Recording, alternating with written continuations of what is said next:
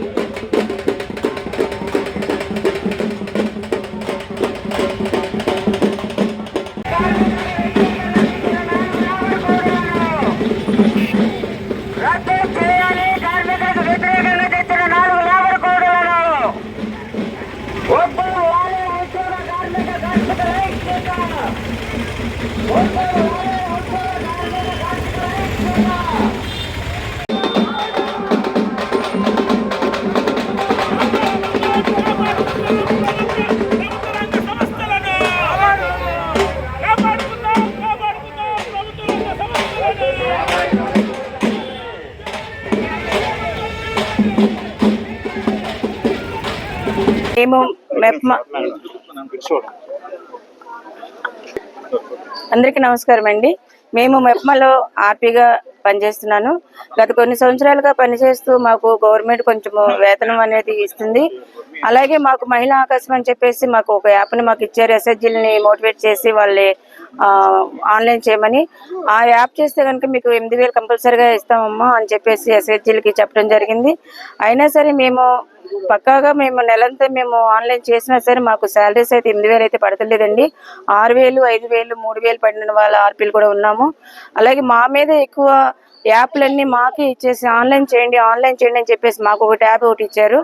ఆ ట్యాబ్కి net balance కూడా మేమే వేసుకోవడం జరుగుతుంది. మేము కనీసం నెలకు వచ్చేసరికి 300 రూపాయలు నెట్ వాడుతున్నాము. మా ట్రావెలింగ్ ఛార్జెస్ కూడా మా ఇండివిజువల్గా వేసుకున్నాము. 3-4 నెలలకు ఒకసారి మాకు శాలరీస్ వేస్తున్నారు. దయచేసి మా ఇంటి దయించి మేము చిన్న కుటుంబాల మీద ఆధారపడి జీవనాధారం సాగిస్తున్నాము. మా అందరి దయించి గవర్నమెంట్ మాకు వేతనం పెంచాలి.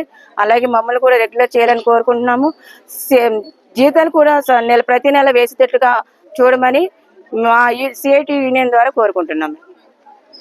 ఈరోజు దేశవ్యాప్తంగా సమ్మెకు పిలిపివ్వటం 9 కేంద్ర కార్మిక సంఘాలు, 500 రైతు సంఘాలు, అనేక ఫెడరేషన్లు, ఉద్యోగ సంఘాలు అందరూ కలిపి ఈ ఒక్కరోజు దేశవ్యాప్తంగా సమ్మెకు పిలిపించారు.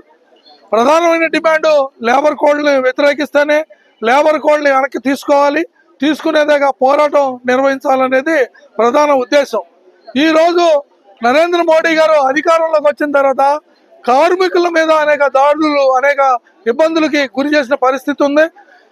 జీతాలు పెంచుకోకుండా ధరలు విపరీతంగా పెరిగిపోయినా సామాన్య మధ్యతరగతి వర్గాలు ఇబ్బందులు పడుతున్నా ఈ దేశంలో సంపదని శతకోటీశ్వర్లకి, ఆదానికి, అమ్మానికి దోచి పెడతా ఉన్నారు. కాబట్టి ఈరోజు సంపద సృష్టించబడితే ఆ సంపదను వాళ్ళకి దోచి పెడుతున్నాడు.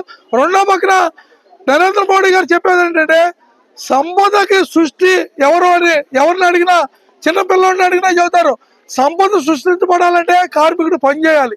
కానీ కార్మికుడు పని వల్ల కాదు సంపద వచ్చేది ఈ కార్పొరేట్ శక్తుల వల్ల వస్తుందని ఆయన పదే చెబుతున్నాడు.